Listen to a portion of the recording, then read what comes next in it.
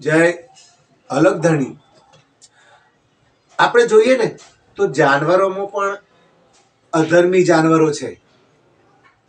એ પેલા બધા અધર્મીઓ છે ને, એ જાનવરના અવતાર આવે છે. એમને મને તો એવું સમજાય છે. લો, તમને કદાચ સમજાય તો બરાબર છે બાપ, પણ મને અંતરથી એવું લાગે છે કે આ વાઘના અવતાર આવે છે, કૂતરાના આવે છે, આમ મોટા મોટા દાંત હોય, આમ દાંત તોડીને ખાઈ જાય એવા એ અધર્મીઓના જ આવા અવતારો આવે છે. મને તેમ લાગે છે.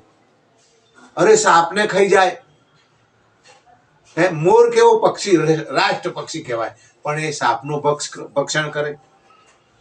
અરે પેલું ભૂંડ જો, ભૂંડ સુવર, એનો ખોરાક કેવો. આ બધા કેવા, જે જેવું કરે એવું પામે. એટલે સારું કરીશું ને તો સારું પામીશું, એટલું યાદ રાખવાનું. નક્કી હું તમે બધાય, આપણે બધાય સારું કેમ ના કરીએ? સારાનો સંગ ન કરીએ, ખોટાનો કરીને ખોટા માર્ગે જઈને મરી જવું, હેરાન થવું, કોકના હાથે મરી જવું. અરે પાપ કર્મ કોઈ દિવસ છોડવાનું જ નથી. કરણી તારું, આ કરણી છે ને એ કાતું થશે અને ચીર કટાશે ચટોચટ. શું કીધું? કરણી છે ને એ કાતું થશે. આપણું જે કર્મ છે ને, કર્મ કરણી, એ કાતું થશે અને ચીર કટાશે, એનું કાપશે ચટોચટ. ત્યારે ખબર પડશે. એના પહેલથી જ પ્રભુ ગુરુના સંગમાં રહી, સાચા માણસોના સંગમાં રહી, જીવ ઉપર દયા રાખીએ, ધર્મનું એમ કહેવાય કે ધર્મમાં વર્તીએ.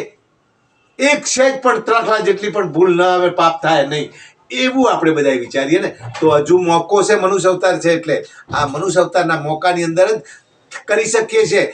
વાઘ બન્યા પછી તમે એમાં કોઈ ને, તમને ખાવા જ એવું આપ્યું. અરે ગીધ બને ને, ગીધ પેલું મોટું આવે ને સમડી, એ ગીધને શું બધા બહુ ખાટકીઓ મોંસારીઓ જે ખાવાળા છે ને, એમના અવતારો આવે. જેવું કરો એવું પામો. જેને ભજે એને પામ.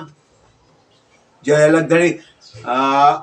તમને વિડીયો સારો લાગે તો આગળ લાઈક કરજો અને શેર કરજો. સમજણ પડી બાપા? જય અલગધણી.